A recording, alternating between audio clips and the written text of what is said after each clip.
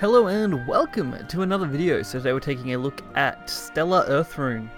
It's pretty great, you know, it's a pretty standard mid-rangey Earth Rune deck. Lots of 1-drops, lots of burn damage, plenty of value, that's your main thing. And with Stella being absolutely crazy amounts of value with the cards that it can give you, it's just amazing, especially if you get things like Star Phoenix or Caster that just have some great effects overall. You can really combo it off quite nicely. We've also got Instructor as a nice addition, summon an Earth Sigil and restore 1 defense for each Earth Sigil that's played, so good way to heal up if you are a little bit low.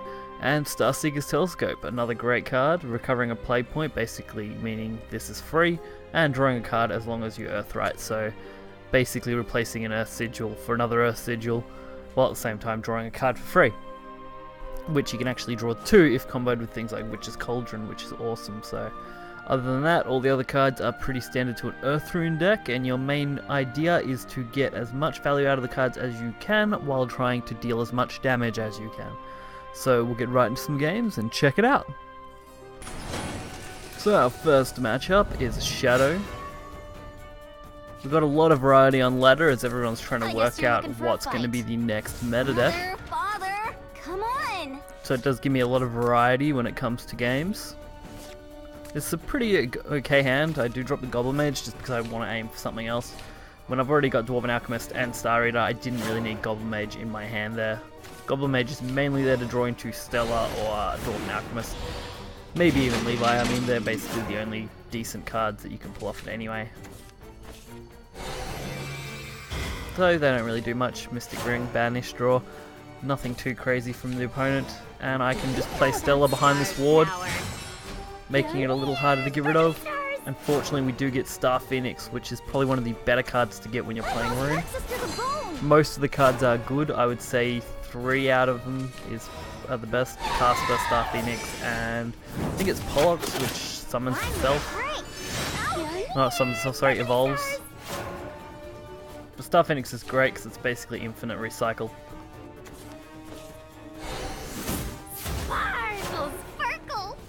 And luckily we do get 2 Star Phoenix, so considering I now have 2 of them, we're going to be able to double up most of the time. You do get a lot of value with a lot of these cards, considering most of them will either resummon themselves or deal damage, one or the other. I trust you are prepared. Cirrus of the Night, a little bit annoying. Fortunately, Dance of Death, easily dealing with it, and that means we do get the Star Phoenix because of its previous effect. Last word, when you play a spell, return a copy to your hand pretty much, so pretty good. Drop them to 12. We also have the resummon on the 4/4. Come gather round. You figured it out. And because I haven't really played anything else, there's not much I need to worry about. You can pretty much just play these Star Phoenixes out and leave them on board.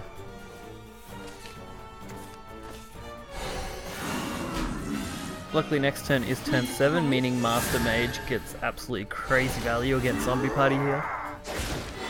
Well, not Zombie Party, sorry, Death Breath. Similar cards. So I don't play the Starseeker's Telescope. I probably should have. Comboing that, getting the free draw off. It won't be long now. But we do get 6 damage to face and pretty much guarantee lethal with our other Master Mage next turn. Judgment for heretics like you. Definitely easy to get value out of these cards against most decks. Whether they control, whether they're aggro, usually you don't have too much issue. You're too strong.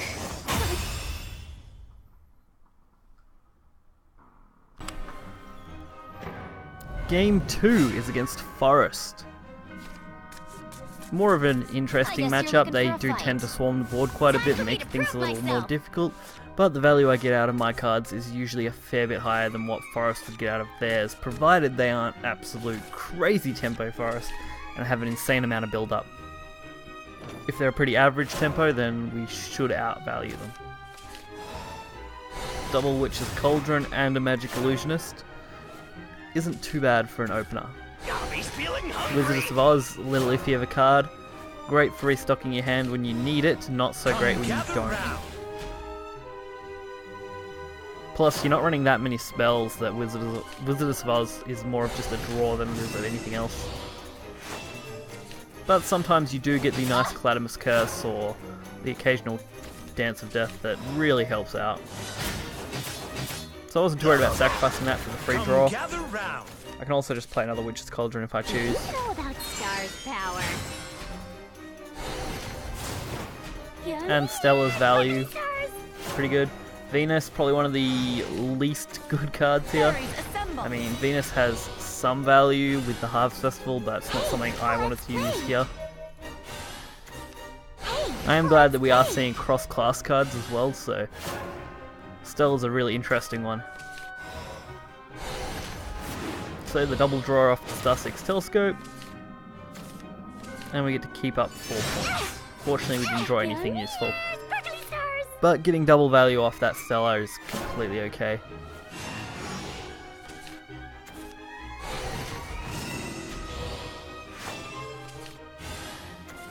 I mean, at this point, they've got to do some, you know, decent trades.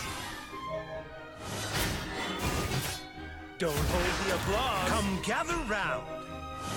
Sparkles, sparkles. So we get not great value thanks to Brambles, but an okay set of cards. And we pretty much just set up for next turn. You're done for. And even though this had Rush, I did evolve it just so I could get those extra points, so that I wouldn't die instantly. Sorry. Don't hurt me. Hopefully meaning I was able to buy enough time, Hey, let's play. so that when Master Mage comes down, it pretty much clears the entire board out. You're done for. Water Fairy though being a little bit of pain.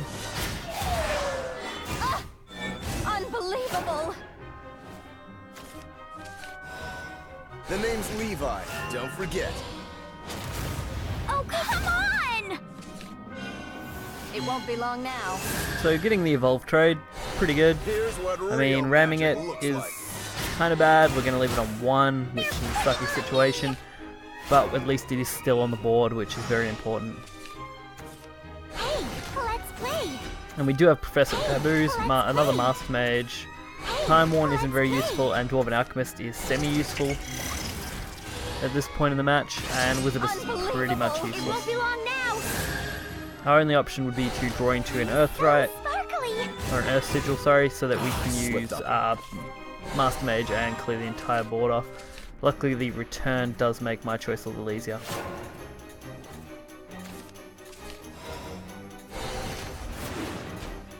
The name's Levi. Taking the Don't Master forget. Mage. Oh, come Why not? on.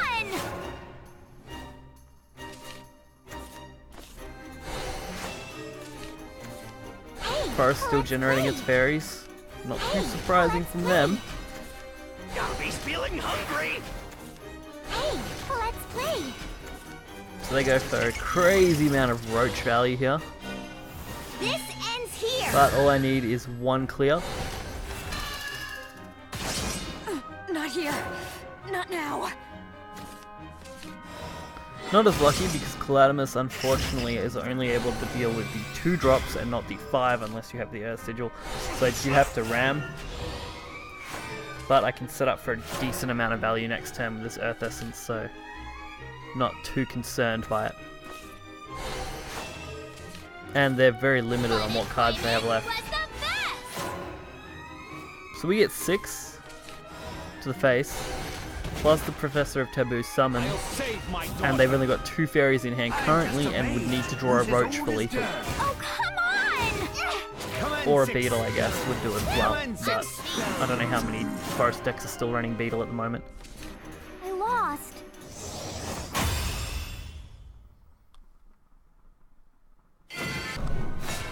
Final matchup against Haven, more of a control deck, so I it guess you're definitely looking makes for for a an fight. interesting one.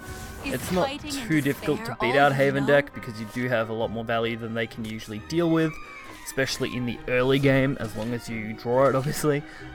If you do brick, you are pretty screwed no matter what happens, but that's the same for any deck, so it's not really something you usually take into consideration.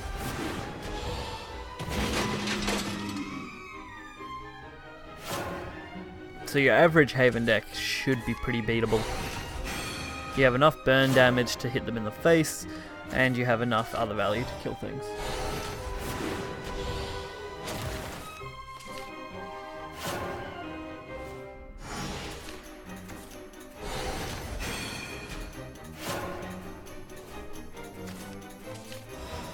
So unfortunately we kind of brick 50% brick, I guess. We've got a nice amount of cards, we just don't have much that we can use currently.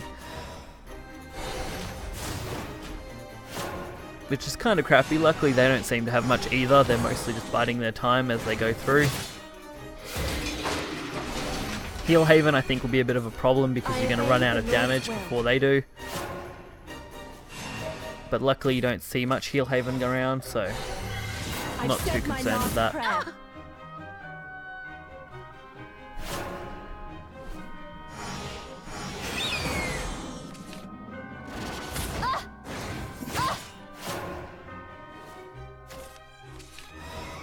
The name's Levi, don't forget. Getting a pretty much full clear here. Feels great. Here's what real magic. And as long as you're not clogging your board up too much, Haven isn't likely to just clear you. With their decrease, you're not losing too much value.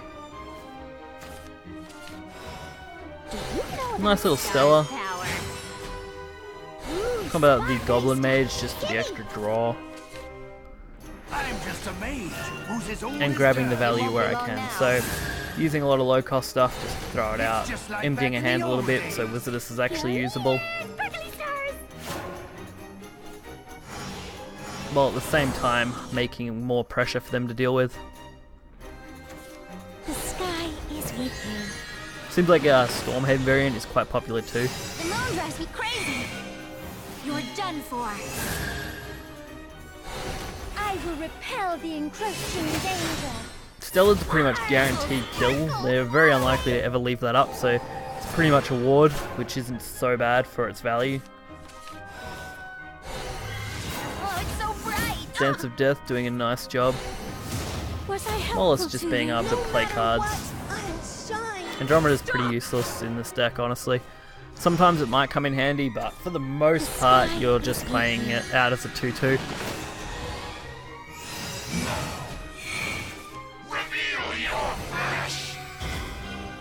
The real battle begins. So not very lucky here, at least not with what we currently have. I'm all tuckered out.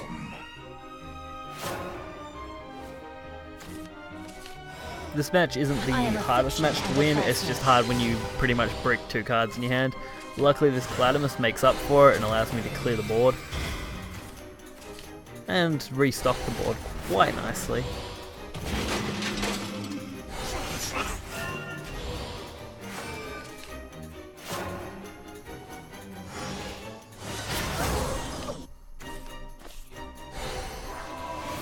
Death is another fiction. I obey the Lord's will. So turn 10, we're not looking at too much, we can heal up a little bit. That's about it at the moment. Gaze into the light. I am a fiction. And Fortunately Wizardess, you know, we can just break our cards out so we can draw some. And since we're not running that many spells, you're not really at a loss with it, and the spells you are running usually will give you an advantage anyway. So as long as you always leave 1 play point available when you play Wizardess, you're gonna get that value. Are you defying me? Death is another fiction. I obey the Lord's will. So we are going to clog up this board a fair bit when it comes to Earth Sigils. We do have to deal with the 5-2, and the Professor deals with one of the 2-2s, while also summoning a zombie. I've said my last prayer. Professor's a great card, just for removing things. Random targeted removal is always great. I've said my last prayer. My tempest shall judge you. Grimnir though, spending their whole turn 10 play. soon, my daughter. And fortunately another Save my professor. daughter. So as long as they don't have another Come Grim, gather round. and even if they do, we'll still should survive. Come and experiment. Come and experiment. There isn't too much left that Haven can really have that would be a big threat. Grail's definitely not the best for me, Come gather round. especially when comboed with that, Black and Scripture. It's going to make hitting them in the face just that little bit more difficult. I'm just a mage. who's But as we have old plenty as of Earth dirt. Sigils to keep restocking this, so as long as they don't banish that 2-2.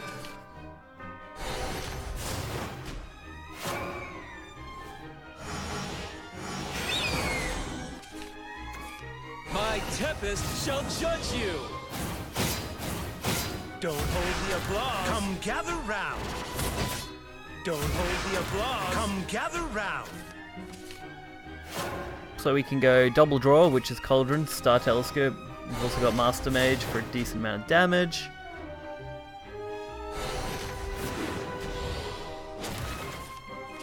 And another Stella, meaning we actually have a decent play. Don't forget. You don't tend to run out of cards that easily, and when you do, it's not hard to restock your hand with this deck, which is one thing I really like about it. I've noticed that with a lot of the cards from this expansion, there's been a lot of draw power added to a lot of the decks. And if it's not draw power, it's card creation through things like Stella.